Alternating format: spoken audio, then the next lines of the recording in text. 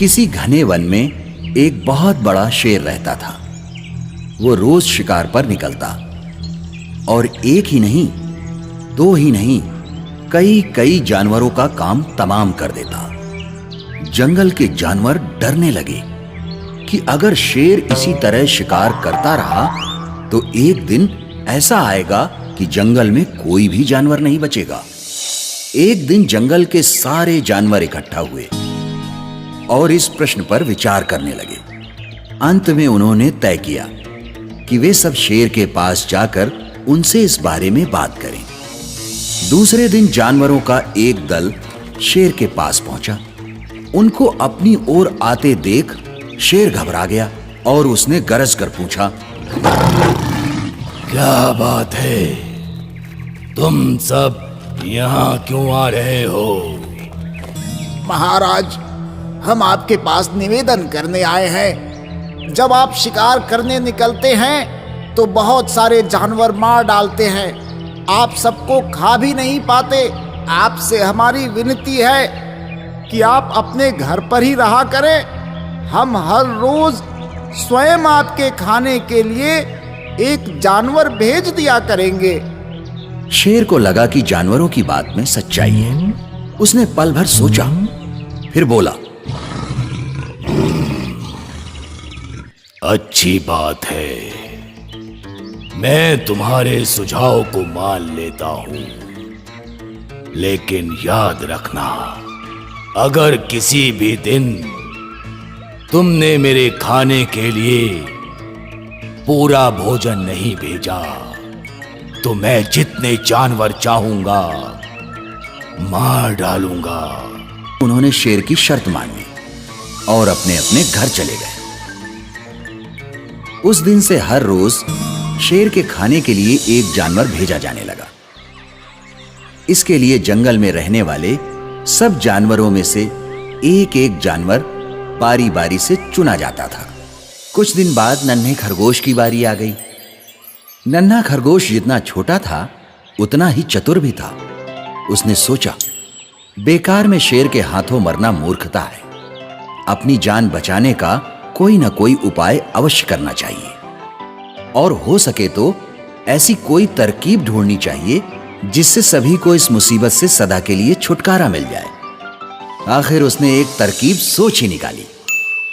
नन्हा खरगोश धीरे धीरे आराम से शेर के घर की ओर चल पड़ा। जब वो शेर के पास पहुंचा तो बहुत देर हो चुकी थी।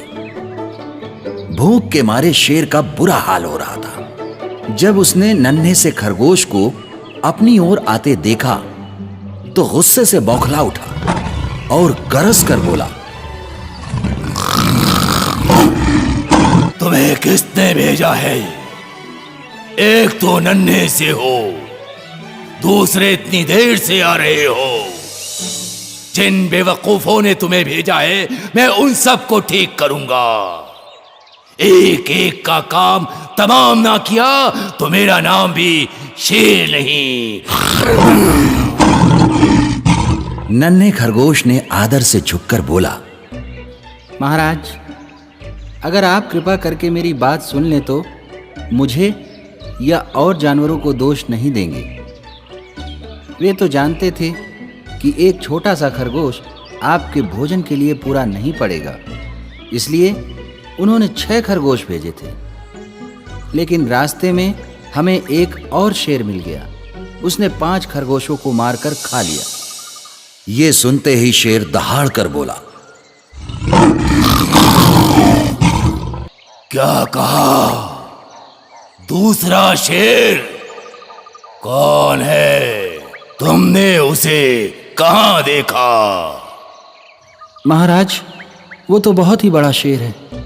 वो तो मुझे भी मारने जा रहा था, पर मैंने उससे कहा, हम सब अपने महाराज के भोजन के लिए जा रहे थे, लेकिन आपने उनका सारा खाना खा लिया है।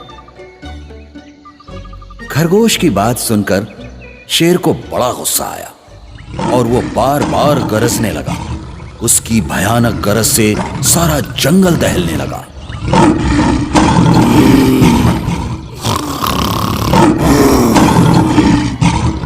मुझे फौरन उस मूर्ख का पता बताओ। जब तक मैं उसे जान से न मार दूं, मुझे चैन नहीं मिलेगा। इधर आइए महाराज, इधर आइए। खरगोश रास्ता दिखाता हुआ शेर को एक कुएं के पास ले गया।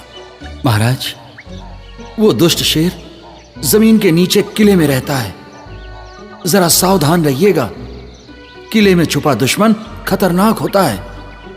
मैं उससे निपट लूंगा।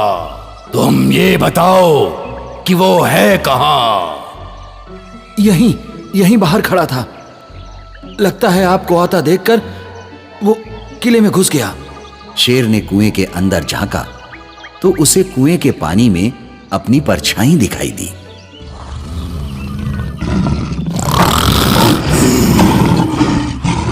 कुएं के अंदर से आती हुई अपनी ही दहाड़ने की गूंज सुनकर उसने समझा कि दूसरा शेर भी दहाड़ रहा है। दुश्मन को तुरंत मार डालने के इरादे से वो फौरन कुएं में कूद पड़ा और पानी भरा होने के कारण डूबकर मर गया। शिक्षा: घमंड नाश का कारण होता है। हमारे YouTube चैनल को अभी सब्सक्राइब करें।